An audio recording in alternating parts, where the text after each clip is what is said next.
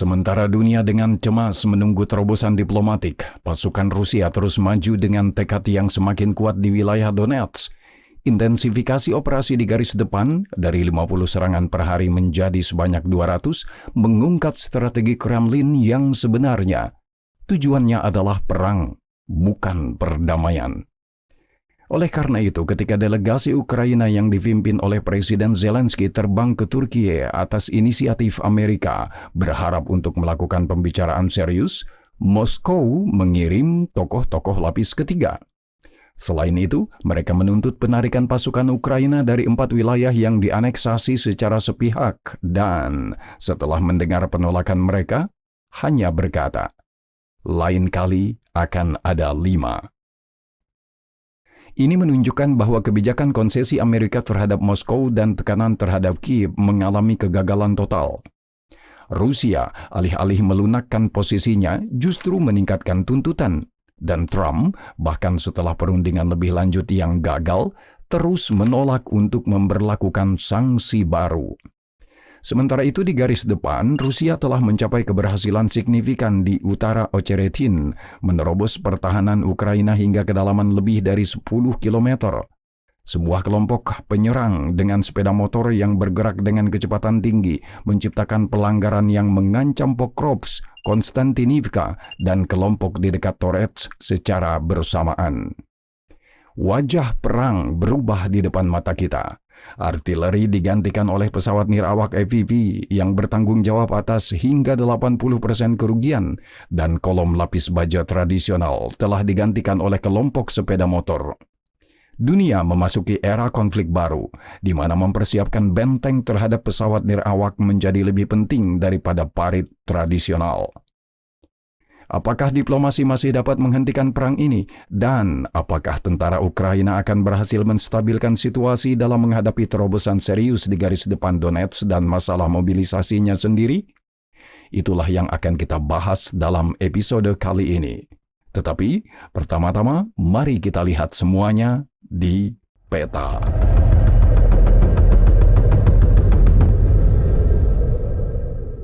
Pada akhir Maret, Ukraina telah kehilangan hampir semua wilayah yang direbut di wilayah Kursk, Rusia yang dicapai pada bulan Agustus tahun lalu. Pada bulan April, Rusia terus menekan posisi Ukraina untuk akhirnya mengusir mereka keluar dari wilayah desa Oleshnya Guyevo. Pada tanggal 10 April, sebagai hasil dari manuver sayap, tentara Ukraina mundur dari Guyevo dan desa tersebut kembali di bawah kendali Rusia. 2 hari kemudian, unit-unit Rusia memulai serangan terhadap desa tetangga Gornal beserta Gunung Vangor dan Biara yang terletak di sana. Bukit tersebut direbut oleh Rusia pada tanggal 16 April, tetapi tak lama kemudian, sebagai akibat dari serangan balik oleh tentara dari Brigade Lintas Udara ke-82 Ukraina, bangunan Biara tersebut direbut kembali. Konsekuensinya adalah pemboman udara intensif Rusia yang hampir menghancurkan seluruh bangunan gereja. Pada tanggal 26 April, pasukan Rusia menduduki pusat desa terakhir yang dikuasai Ukraina di wilayah Kursk, desa Gornal. Hal ini memungkinkan Kepala Staf Umum Jenderal Gerasimov untuk mengumumkan selesainya operasi untuk mengusir pasukan Ukraina dari wilayah Rusia. Pada hari-hari pertama bulan April, sebagai hasil operasi yang dilakukan oleh Brigade Infanteri Marinir ke-155 dan Brigade Senapan Bermotor ke-34, Rusia juga mendapatkan kembali kendali atas desa Demidovka dan Popovka di wilayah Belgorod. Ukraina mungkin masih mempertahankan sebagian wilayah hutan di sisi perbatasan Rusia. Sementara itu, pada tanggal 5 Mei dini hari, aksi ofensif Ukraina dimulai ke arah pemukiman Tetkino di wilayah Kursk. Setelah persiapan artileri dan pemboman udara yang menghancurkan antara lain sebuah jembatan di desa Zuanoje, unit-unit Ukraina mulai menyerang beberapa poros serangan yang didukung oleh peralatan teknik. Namun, efek kejutan dari musim panas lalu tidak terulang dan serangan itu gagal dengan cukup cepat tanpa mencapai keberhasilan. Ukraina kehilangan sedikitnya beberapa kendaraan dari berbagai jenis dan upaya berulang kali untuk menerobos yang dilakukan pada hari-hari berikutnya tidak membuahkan hasil, yang akhirnya menyebabkan penghentian upaya lebih lanjut selama hampir 2 minggu. Serangan lain terjadi pada tanggal 19 Mei dan tampaknya juga berakhir dengan kegagalan. Selama beberapa minggu terakhir, unit pengintaian Rusia telah menembus perbatasan ke wilayah Sumy, Ukraina, mengambil alih kendali de facto atas wilayah kecil di sisi perbatasan Ukraina. Meskipun belum ada pembicaraan tentang ancaman yang muncul terhadap kota Sumy atau bahkan ancaman operasi Rusia yang lebih besar, situasi tegang di perbatasan menciptakan dilema bagi komando Ukraina terkait respons terhadap tindakan Rusia. Kurangnya bala bantuan yang memadai di wilayah ini dapat mendorong Rusia untuk mengintensifkan tindakan, sementara terlalu banyak perhatian yang difokuskan pada wilayah ini dapat menyebabkan kurangnya cadangan pada arah yang lebih penting bagi kedua belah pihak. Beberapa minggu terakhir tidak ada perubahan yang berarti di bagian ini. Di wilayah Vovchansk, Ukraina, kami terus mengamati aksi posisional yang mengikat unit tempur, tetapi bagi kedua belah pihak, bagian ini masih memiliki kepentingan tersier. Lebih jauh ke selatan, ke arah Kupiansk, momentum aksi Rusia di kedua tepi Oskil jelas telah melambat. Namun, hal ini tidak memungkinkan unit Ukraina untuk mendapatkan kembali inisiatif. Pertempuran terus terkonsentrasi di wilayah Kamyanka, Dvorichna, dan Zabatne. Bagian Ukraina ini juga memiliki arti penting yang terbatas bagi kedua belah pihak dalam hal upaya perang, tetapi pada bagian yang sempit kami mengamati tindakan ofensif Rusia lebih lanjut. Rusia telah menekan kedua tepi sungai Zerebets. Di sebelah timur garis sungai, mereka akhirnya berhasil mendorong Ukraina keluar dari desa Yampolivka dan memasuki bangunan desa Torsk yang berdekatan. Di tepi barat, mereka melanjutkan tindakan untuk memperdalam jembatan. Rusia terus memfokuskan perhatian mereka pada desa Noe dan Katerinivka. Pada tanggal 7 April, unit-unit divisi senapan bermotor Rusia ke-144 merebut yang terakhir dan elemen-elemen pertahanan dari Brigade Mekanis ke-115 mundur menuju desa Ridkodub. Ini memungkinkan Rusia untuk memotong jalan penting yang mempersulit situasi bagi unit-unit Ukraina di arah ini. Pada pertengahan April, Rusia memasuki desa Noe dan mencapai bangunan Novomichajivka, dan akhirnya desa ini direbut oleh mereka sekitar tanggal 18 April. Pada hari-hari terakhir bulan April, Rusia akhirnya merebut desa Noe secara keseluruhan, tetapi ini adalah keberhasilan terakhir mereka di daerah ini sejauh ini. Kemampuan Rusia untuk memperdalam jembatan telah habis karena keterbatasan logistik yang mungkin berarti konsentrasi pada pelebaran celah di dasarnya dan yang lebih mungkin lagi pada upaya untuk sepenuhnya mengusir Ukraina keluar dari tepi Zerebets. Sementara itu, di tepi selatan Sungai Donetsk, Rusia mempertahankan inisiatif untuk melanjutkan aksi ofensif di sebelah barat Bilohorivka yang direbut dan hanya memperoleh sedikit kemajuan. Bagian ini tetap stabil, tetapi seperti pedang Damokles, momok serangan Rusia yang lebih luas terhadap Sipirsk terus menghantui unit-unit Ukraina. Tidak diragukan lagi, kami mengamati sebagian besar aksi ofensif Rusia dalam beberapa minggu terakhir di wilayah Donetsk. Namun, dibandingkan dengan bulan-bulan terakhir tahun lalu, arah aksi ofensif Rusia telah berubah. Karena pentingnya wilayah ini dan banyaknya arah aksi Rusia, kami akan membaginya menjadi beberapa bagian yang lebih kecil, mulai dari selatan. Sepanjang April dan minggu-minggu Mei sejauh ini, Rusia terus menekan ke arah barat dan barat laut dari lokasi ini. Perhatian Rusia terpusat pada arah desa Shevchenko dan Komar. Pada akhir Maret, unit-unit dari Brigade Senapan Bermotor ke-57 Rusia mencapai perbatasan desa Vilnopole. Tetapi di tingkat bangunan pertamanya, mereka dihentikan selama beberapa minggu lagi.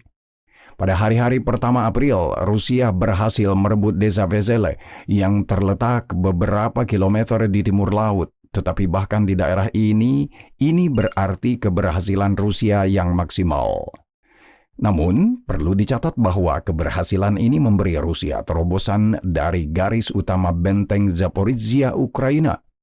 Kegagalan untuk mempertahankannya merupakan faktor yang berkontribusi terhadap kritik terhadap pelaksanaan benteng lapangan Ukraina dan adaptasinya terhadap medan perang modern. Kita akan kembali ke topik ini. Pada bulan Mei, Rusia memusatkan perhatian mereka di perbatasan wilayah Donetsk, Zaporizhia, dan Dnipropetrovsk dengan melakukan operasi ofensif ke arah desa Zelene Pole dan Novopil. Status kedua desa ini saat ini tidak jelas. Rusia dalam beberapa hari terakhir juga akhirnya berhasil merebut desa Vilne Pole yang akan memungkinkan mereka untuk menyerang Shevchenko dari selatan juga. Pada hari-hari terakhir bulan Maret, unit-unit Brigade Senapan Bermotor ke-36 Rusia hampir sepenuhnya dan cukup mudah merebut desa Rozliv, menerobos pertahanan unit-unit dari Brigade Serangan Udara ke-79 dan Brigade Mekanik ke-23. Kekalahan ini memaksa Ukraina untuk mundur dari Konstantinopel yang berdekatan karena posisi mereka terancam akan terputus. Namun, pertempuran untuk Rozliv tidak berakhir.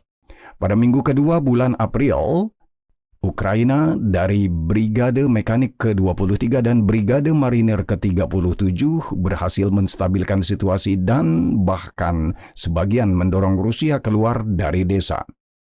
Namun, keberhasilan ini berumur pendek karena sekitar tanggal 20 April, Rusia akhirnya mendorong para pembela Ukraina keluar dari desa yang memungkinkan Rusia untuk memulai persiapan untuk serangan terhadap desa Bahatir. Tindakan dimulai dengan sekitar 2 minggu persiapan artileri udara di mana beberapa lusin bom udara meluncur dijatuhkan di desa tersebut. Pada tanggal 17 Mei, pihak Rusia menerbitkan video yang dimaksudkan untuk membuktikan penangkapan mereka atas desa tersebut. Mereka menunjukkan lebih dari selusin tempat di wilayahnya tempat bendera Rusia dikibarkan. Tempat-tempat ini dapat dengan mudah digeografiskan yang mengonfirmasi keberadaan Rusia di semua bagian Bahatir. Sebagai tanggapan, pihak Ukraina membantah bahwa desa tersebut telah hilang, menerbitkan rekaman dan foto yang seharusnya mengonfirmasi hal ini, tetapi penyuntingannya membuat verifikasi menjadi mustahil. Keesokan harinya, sebuah video diterbitkan tentang penembakan Ukraina terhadap fragmen barat laut desa yang memungkinkan kita untuk menyimpulkan bahwa desa tersebut telah direbut oleh Ukraina dan pada saat menyiapkan materi ini berada di bawah kendali Rusia. Dalam beberapa minggu mendatang, kita harus mengharapkan tindakan Rusia di daerah ini di sepanjang kedua tepi sungai Vovcha ke arah desa Odradne dan Oleksijivka. Serangan besar terakhir Rusia oleh kolom mekanis ke arah yang terakhir dihancurkan sepenuhnya pada tanggal 3 April oleh Brigade Lintas Udara ke-46 yang menggunakan ranjau, artileri, dan terutama drone FPV. Sejak saat itu, bagian ini telah stabil. Pada awal Maret, Rusia mendapatkan kembali inisiatif setelah sempat kehilangannya karena serangan balik Ukraina di utara sungai Vovcha.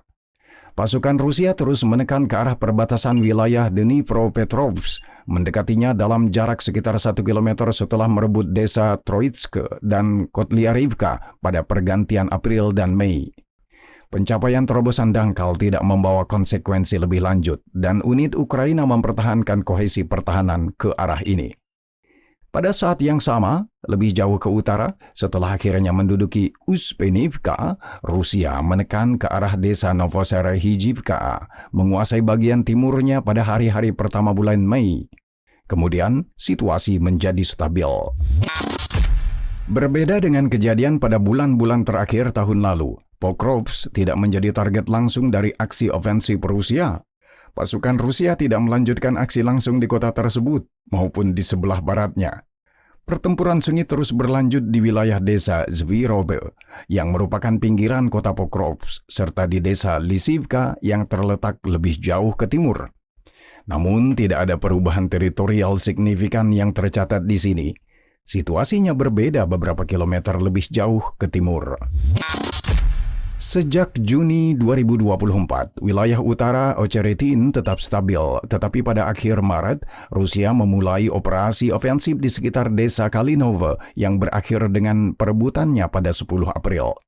Namun hal ini tidak menandai apa yang terjadi setelahnya.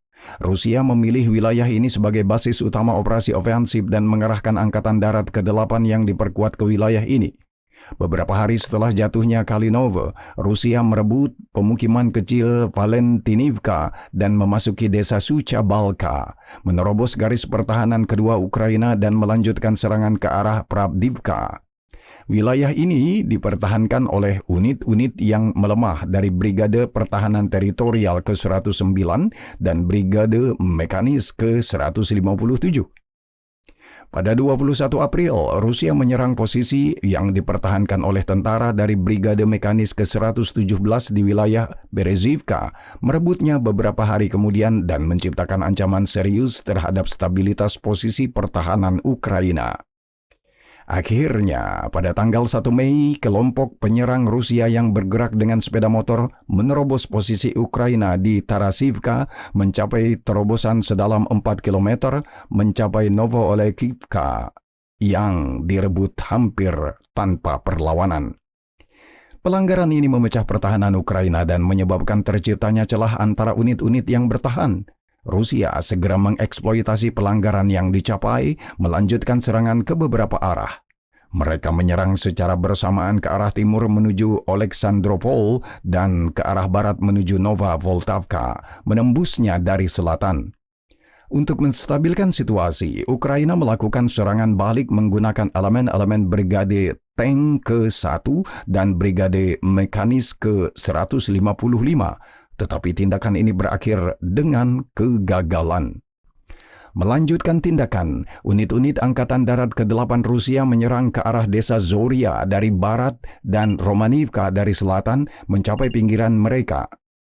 Untuk menstabilkan situasi, Staf Umum Ukraina memindahkan unit-unit dari cadangan strategis ke daerah yang terancam. Laporan dari daerah ini belum menunjukkan stabilisasi. Agak lebih jauh ke barat, pada pergantian April dan Mei, Brigade Senapan Bermotor Rusia ke-5 dan ke-39 berhasil menyerang ke arah Malinivka dan Mirolyubivka, mengawit Yelizavetivka dari kedua sisi. Perwira Ukraina dan operator pesawat nirawak Oleksandr Solonko menulis tentang situasi sulit di wilayah ini. Mengutip, di wilayah ini musuh menggunakan sejumlah besar FAB, yaitu bom penghancur. Setiap hari mereka menjatuhkan lusinan bom. Rusia terus-menerus berusaha meningkatkan jangkauan pesawat nirawak mereka. Mereka memutus logistik bahkan di jalan yang sebelumnya dianggap aman. Sekarang sudah menjadi hal yang biasa untuk menghadapi pesawat nirawak FPV musuh sejauh 15 hingga 20 km dari garis depan. Pada tanggal 17 Mei, Rusia telah merebut Nova Voltavka, melanjutkan serangan di utara Malinivka menuju Popyar dan Voltavka. Selama beberapa minggu kita telah menyaksikan intensifikasi aksi ofensif Rusia di bagian selebar 30 km. Terobosan Rusia berhasil mencapai kedalaman lebih dari 10 km dari posisi awal, sekaligus menciptakan ancaman untuk mengepung Pokrovsk, mendekati Konstantinivka, dan memotong kelompok Ukraina di sebelah barat Torets yang pertempurannya masih berlangsung. Mayoritas kedua kota ini telah direbut oleh Rusia selama beberapa bulan terakhir, tetapi ini sama sekali tidak berarti Ukraina meninggalkan wilayah ini. Unit-unit pembela terus melakukan pertahanan yang sulit dalam kondisi perkotaan yang memiliki karakter yang lebih statis di Chasiv Yar dan dinamis di Torets. Di Chasiv Yar, Ukraina mungkin masih mempertahankan kendali atas pusat kota yang ketat dengan gedung-gedung tinggi, tetapi unit-unit pembela berada dalam pengepungan operasional dan pasokan hanya dapat menjangkau mereka dengan menggunakan pesawat nirawak. Sementara itu, di Torets, kita mengamati serangkaian serangan balik Ukraina yang lebih kecil dan lebih besar yang ditujukan untuk menunda kemajuan Rusia. Serangan terbesar semacam itu terjadi pada tanggal 8 Mei ketika Ukraina menyerang dengan kolom mekanis dari Brigade Mekanis ke-100 yang bergerak menuju pusat kota. Kolom yang terdiri dari sekitar 20 kendaraan dari berbagai jenis menempuh jarak beberapa kilometer untuk mencapai pusat Torets, tetapi di sana dinetralisir terutama oleh pesawat nirawak FPV. Setidaknya 8 kendaraan hilang dan upaya untuk mendaratkan dan menduduki bangunan di bagian kota ini berakhir dengan kegagalan. Tim Deep State Ukraina menganggap serangan itu sama sekali tidak berhasil sehingga para perencana serangan ini mendapat kritik luas. Serangan itu sangat tidak berhasil, yang mengakibatkan banyak kerugian bagi kami dan memberi musuh keuntungan taktis dan media di Torets. Banyak kesalahan yang dibuat, menggunakan sejumlah besar kendaraan yang bergerak dengan kecepatan tinggi dalam satu kolom lurus di medan terbuka, memungkinkan pengorganisasian safari untuk drone FPV musuh. Kami juga akan kembali ke topik melakukan tindakan ofensif dalam kondisi medan perang saat ini. Di kedua wilayah tersebut, situasi tetap stabil sepenuhnya. Di wilayah terobosan dangkal Rusia di sebelah timur Orikhiv, momentum aksi Rusia benar-benar padam, yang memungkinkan Ukraina untuk melakukan serangkaian serangan balik pada hari-hari pertama bulan April, yang akhirnya menghentikan pergerakan pasukan Rusia di wilayah ini. Satu-satunya aksi yang dapat dijelaskan secara lebih luas terjadi pada tanggal 16 April ketika Rusia menyerang ke arah Mala Tokmachka menggunakan beberapa lusin kendaraan, tetapi aksi-aksi ini berhasil dihalau sepenuhnya oleh para pembela Ukraina. Karena keterlibatan kedua belah pihak saat ini di wilayah Donetsk, prospek untuk melanjutkan aksi di barat daya tetap sangat rendah. Bahkan dari uraian ini, dapat dibaca bahwa pada bulan April intensitas tindakan Rusia meningkat dengan jelas.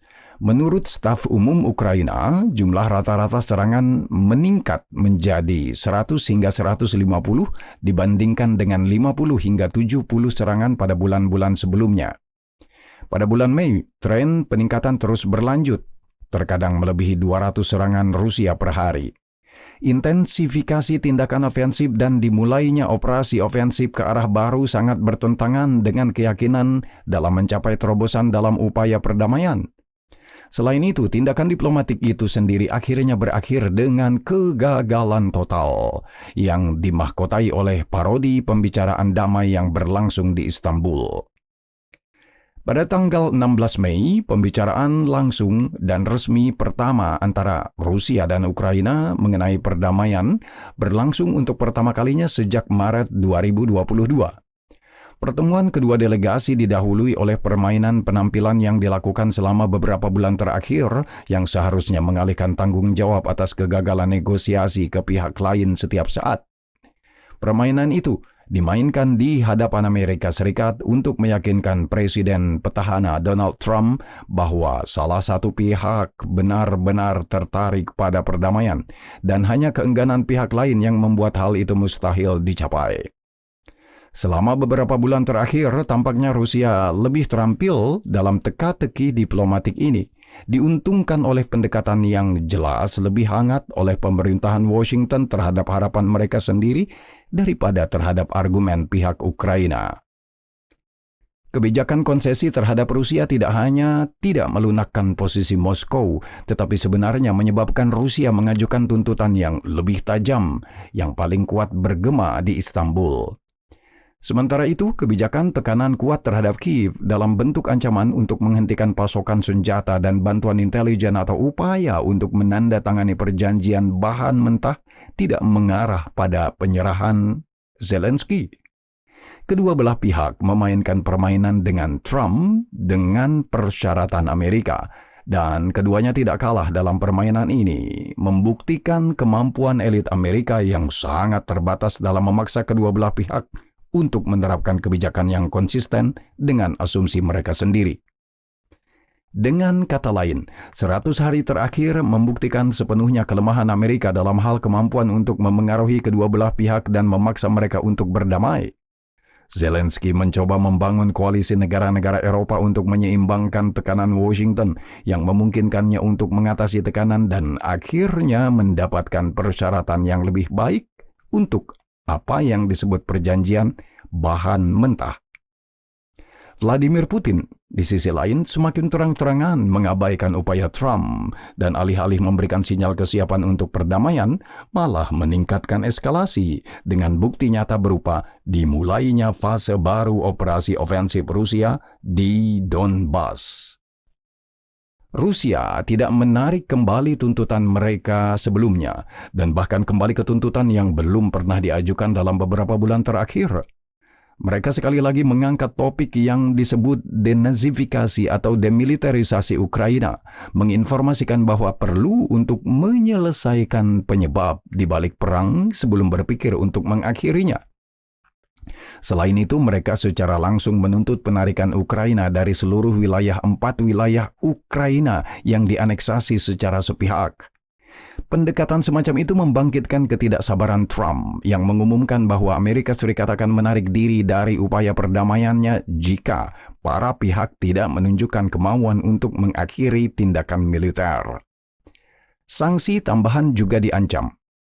Pada satu titik, bahkan ada harapan untuk kerjasama Eropa-Amerika dan tuntutan bersama untuk gencatan senjata tanpa syarat selama 30 hari yang akan menjadi awal dari perdamaian abadi. Kurangnya persetujuan Rusia akan ditanggapi dengan sanksi tambahan. Dengan demikian, kami terus mengamati permainan siapa yang akan menawar cukup tinggi untuk mengungkap niat sebenarnya lawan. Moskow mengajukan inisiatif untuk gencatan senjata selama beberapa hari pada kesempatan yang disebut Hari Kemenangan, tetapi usulan tersebut tidak mendapat tanggapan positif dari Kiev. Selain itu, Rusia secara terbuka melanggar ketentuan-ketentuannya di kemudian hari. Untuk memperkuat posisi Ukraina, para pemimpin Prancis, Jerman, Polandia, dan Inggris Raya tiba di Kiev dan mengeluarkan pernyataan bersama yang menuntut gencatan senjata tanpa syarat, mengancam akan menjatuhkan sanksi berat jika Rusia menentangnya. Pihak Ukraina menyetujui hal ini dan Rusia kembali bermanuver untuk menghindari deklarasi yang jelas. Kemudian muncul usulan untuk melakukan pembicaraan di Turki yang merupakan pelarian ke depan dari pihak Rusia. Kiev segera menerima tawaran ini, menaikkan peringkat pertemuan dengan mengusulkan pembicaraan langsung antara presiden. Tanpa menunggu dampak pembicaraan, pada 14 Mei, Uni Eropa memutuskan paket sanksi ke-17 terhadap Rusia yang mencakup antara lain apa yang disebut armada bayangan. Zelensky yang melanjutkan permainan untuk menunjukkan niat Rusia yang sebenarnya secara pribadi pergi ke Turki dan delegasi yang dihadirkan oleh Ukraina terdiri dari perwakilan format tinggi dengan Menteri Luar Negeri dan Pertahanan sebagai pemimpin. Setelah menunggu lama, pada saat-saat terakhir Rusia menghadirkan anggota delegasi mereka sendiri yang sesuai dengan harapan umum tidak termasuk Presiden Rusia.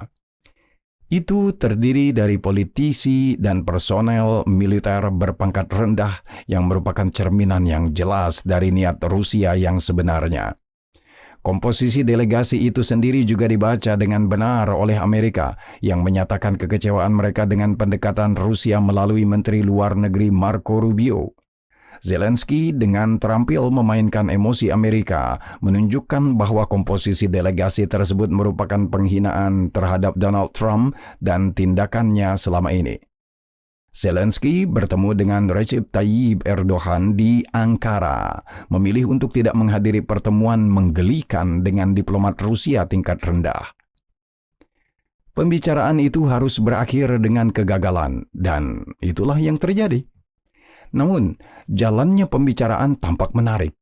Karena ketidakhadiran Vladimir Putin, Presiden Ukraina setelah bertemu dengan mitranya dari Turki, terbang meninggalkan Turki menuju Albania untuk melanjutkan pembicaraan langsung lebih lanjut dengan Macron, Starmer, Merz, dan Tusk, disertai dengan percakapan telepon dengan Donald Trump. Pembicaraan antara delegasi Ukraina dan Rusia sendiri tidak berlangsung pada tanggal 15 Mei dan ditunda hingga hari berikutnya, berlangsung sangat singkat. Menurut kebocoran media, Kepala Delegasi Rusia menyatakan bahwa Ukraina harus menarik diri dari 4 wilayah yang dianeksasi jika mereka menginginkan gencatan senjata. Delegasi Ukraina menolak. Setelah itu perwakilan Rusia berdiri sambil berkata, lain kali akan menjadi 5, dan meninggalkan ruangan tempat pembicaraan berlangsung.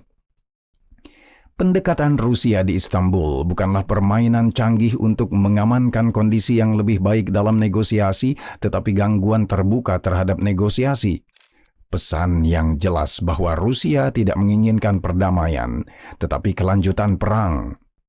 Di Moskow, mereka tampaknya masih berasumsi bahwa perang harus dilanjutkan, dan penyelesaiannya akan terjadi di medan perang.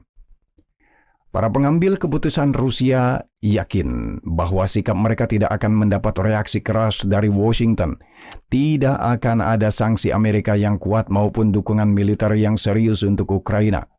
Dan pendekatan ini bukannya tidak masuk akal, karena sejauh ini semua komunikasi dari Amerika Serikat dengan jelas menunjukkan bahwa Donald Trump tidak tertarik untuk menekan Rusia. Mungkin masih berharap untuk memperbaiki hubungan kedua negara. Moskow dengan cekatan menggunakan pendekatan Amerika tersebut dengan secara teratur mengirimkan pesan tentang keinginan untuk mencapai perdamaian. Hal yang sama terjadi setelah perundingan di Istanbul ketika sebuah pesan ditujukan kepada Washington tentang kepuasan terhadap jalannya perundingan dan kesiapan untuk melanjutkannya. 3 hari kemudian, pada tanggal 19 Mei, terjadi percakapan telepon yang berlangsung lebih dari 2 jam antara Presiden Rusia dan Amerika Serikat. Jika kita percaya pada Trump sendiri, percakapan itu berlangsung dalam suasana yang luar biasa. Presiden Amerika Serikat bahkan menguraikan visi setelah percakapan tentang pertukaran perdagangan skala besar dengan Rusia setelah perang berakhir. Tetapi pesan dari Kremlin tidak begitu dipenuhi dengan keyakinan tentang kesimpulan perdamaian yang akan segera terjadi. Vladimir Putin sekali lagi mengulangi slogan tentang perlunya menghilangkan penyebab awal perang, yang masih berarti berpegang pada tuntutan dari sebelum Februari 2022. Satu-satunya tanggapan dari Amerika Serikat adalah pernyataan Donald Trump bahwa tidak ada sanksi tambahan terhadap Rusia yang direncanakan. Meskipun 2 hari kemudian, dia kembali meragukan pernyataan ini. Perang terus berlanjut meskipun ratusan ribu tentara di kedua belah pihak telah gugur dan terluka. Kurangnya keinginan Rusia untuk mengakhiri perang di meja perundingan memungkinkan kita untuk berasumsi bahwa Moskow percaya pada penyelesaian positif dari situasi militer dan kemenangan di medan perang. Pasukan Rusia terus memegang inisiatif sejak musim gugur 2023.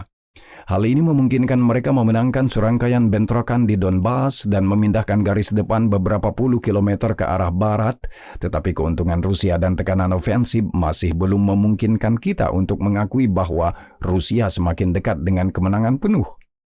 Namun, banyak hal mungkin bergantung pada kemampuan dan kecepatan adaptasi terhadap kondisi medan perang yang baru, dan ini sangat berbeda dari yang kita ketahui dari tahun-tahun pertama perang.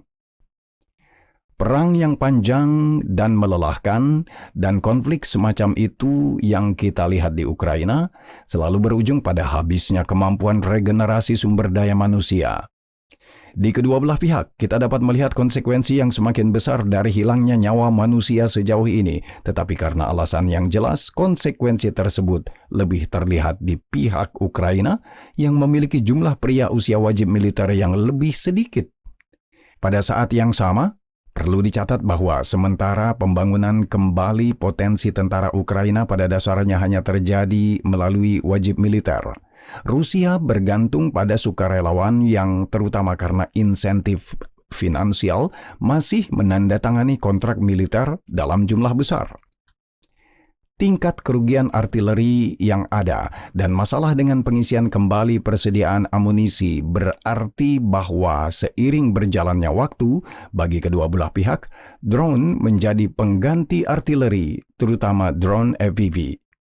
Drone ini bertanggung jawab atas 70 hingga 80% kerugian yang diderita musuh, dan tingkat penyebaran massal drone telah sepenuhnya mengubah wajah medan perang. Ini bukan tempat untuk mempertimbangkan apakah penggunaan drone secara massal merupakan tanda kelemahan pihak yang bertempur atau konfirmasi perubahan mendalam yang akan kita amati di medan perang modern. Tetapi kita harus ingat bahwa drone adalah sarana dasar untuk melakukan pertempuran bagi kedua belah pihak. Drone bertanggung jawab untuk menangkis tindakan pihak lawan dan digunakan untuk mendukung pelaksanaan tindakan ofensif sendiri. Kami telah menyebutkan sebelumnya tentang pengabaian sejumlah posisi berbenteng di berbagai arah garis depan oleh para pembela Ukraina tanpa perlawanan. Ini terjadi di wilayah desa Nowe, sebelah timur Konstantinivka atau di wilayah Zaporizhia. Dalam setiap kasus, penyebabnya terletak pada adaptasi posisi-posisi ini yang tidak memadai terhadap medan perang saat ini. Parit-parit membentang di medan terbuka, tidak memiliki atap atau galian dengan belokan, yang jika terjadi kemunculan pesawat tanpa awak membuat para prajurit sama sekali tidak berdaya. Kata-kata kritik secara teratur diulang mengenai benteng-benteng yang dibangun oleh perusahaan-perusahaan sipil yang lokasinya buruk dan dieksekusi secara tidak benar.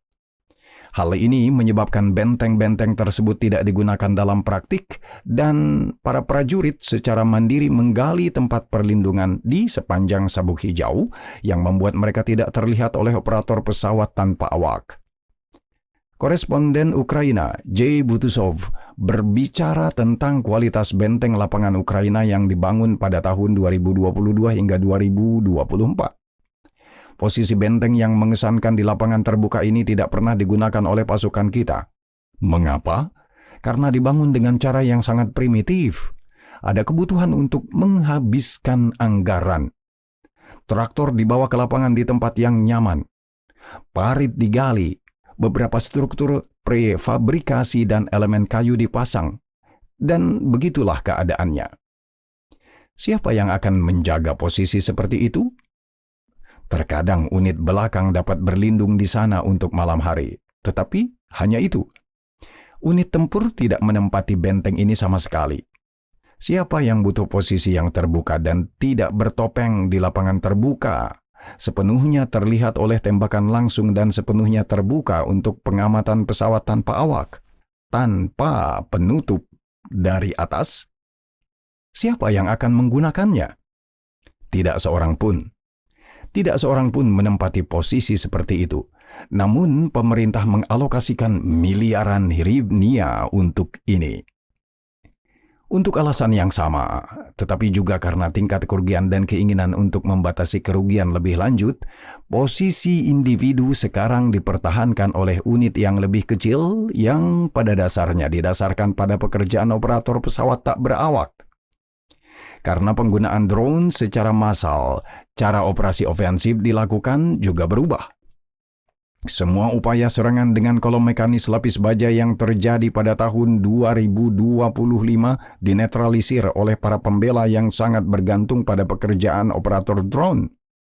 Beginilah serangan Rusia terhadap Oleksijivka atau Mala Tokmachka berakhir. Begitu pula serangan Ukraina terhadap Torets dan Tetkino. Dalam kondisi medan perang saat ini, upaya semacam itu untuk menerobos posisi musuh hampir selalu berakhir seperti ini. Oleh karena itu, penggunaan unit infanteri serbu semakin meluas yang beroperasi dalam kelompok-kelompok kecil yang menembus posisi pembela yang tidak sepenuhnya berawak. Selain itu, di mana Rusia saat ini mendominasi, penggunaan sepeda motor secara luas terlihat jelas. Hampir setiap serangan besar Rusia saat ini bergantung pada sepeda motor, quad, atau sepeda motor trail. Di satu sisi, ini adalah konsekuensi nyata dari tingkat kerugian saat ini. Dan di sisi lain, cara beradaptasi dengan situasi di mana ancaman utama bagi penyerang adalah drone kecil. Saat ini, pasukan Rusia menyerang dalam kelompok-kelompok dengan berbagai ukuran menggunakan sepeda motor di bawah perlindungan pesawat nirawak yang seharusnya memastikan kecepatan serangan tinggi sekaligus mempersulit para pembela untuk mendeteksi penyerang lebih awal. Ukraina juga memperkenalkan unit-unit pertama semacam itu di jajaran mereka.